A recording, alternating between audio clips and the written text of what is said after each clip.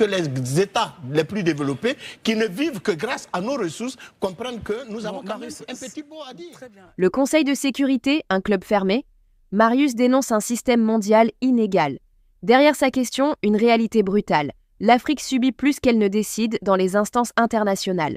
Faut-il continuer à croire en l'ONU ou bâtir nos propres institutions africaines? Dites-le en commentaire et abonnez-vous pour suivre nos analyses. Pour Herman, protester est un droit, mais ce droit s'arrête là où commence la légitimité du Conseil constitutionnel. Écoutons le point. Est-ce que la démarche de ceux qui veulent protester, de déposer des motions de protestation, c'est une saisine contre la décision du Conseil constitutionnel?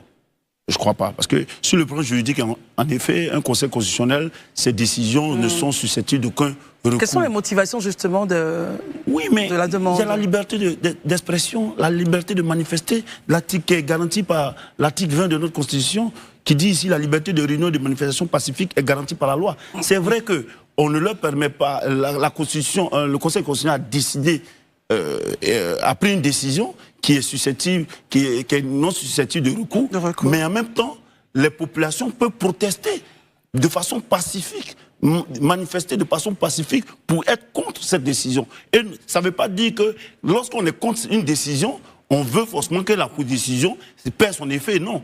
L'effet de cette décision qui est non susceptible de recours demeure. C'est-à-dire que ce n'est pas leur volonté, leur expression de manifester qui empêche l'effectivité de la décision.